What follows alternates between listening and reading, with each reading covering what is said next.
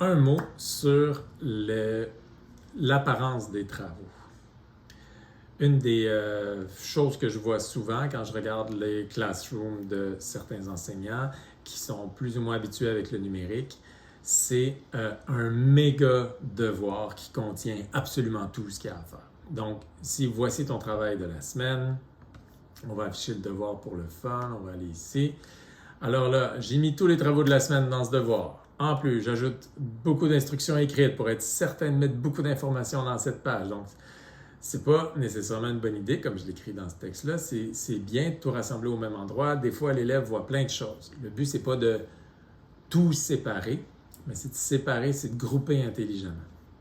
Alors, on a ici tout le travail de la semaine. Il y a 2 vidéos à voir, un formulaire Google, un échéancier sur un Google Docs qui est en consultation seulement, un travail et une copie par élève, un deuxième travail et une copie par élève. Donc, vous comprenez l'idée, j'ai mis beaucoup trop de choses.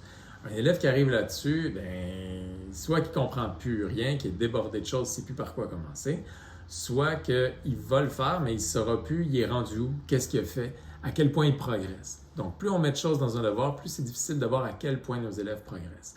Et un des secrets de n'importe quel grand travail à faire, c'est de le séparer en petits travaux. Et c'est très satisfaisant de cocher à mesure qu'on avance dans ces petits travaux-là.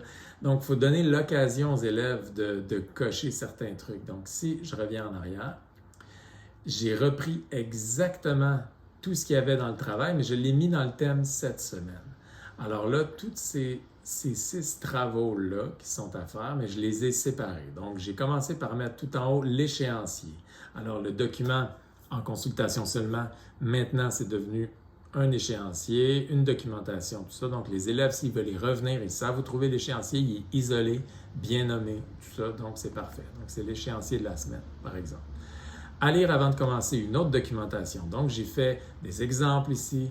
Je pourrais mettre des vidéos en exemple, puis tout ça. Donc, mais c'est de la documentation. Donc, c'est avant d'aller plus loin, passe par là. Va voir la théorie, va voir les révisions que j'ai faites, que j'ai mises.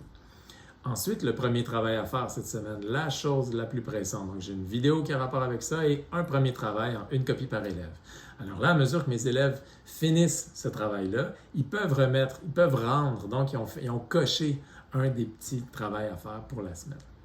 Ensuite, une autre chose à lire avant de continuer, avant d'aller plus loin.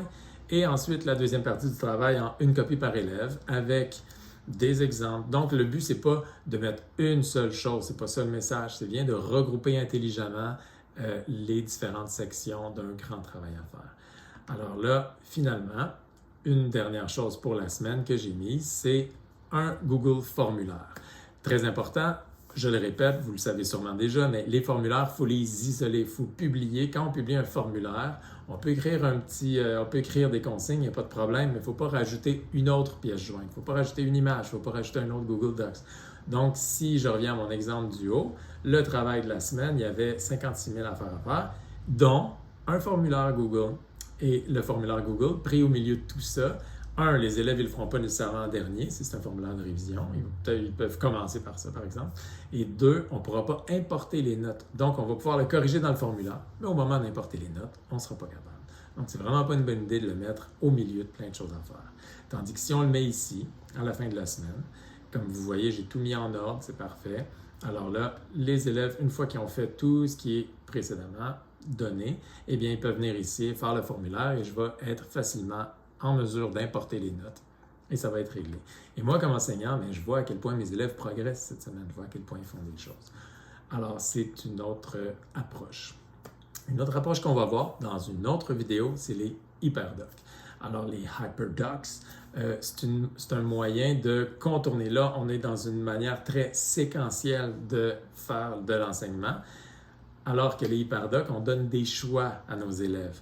Là, on rassemble plein de ressources au même endroit, souvent dans un Google Docs. Alors, on rassemble plein de ressources et on donne des choses aux élèves. Ils n'ont pas nécessairement à tout faire. Mais on va en parler plus en détail dans un autre travail.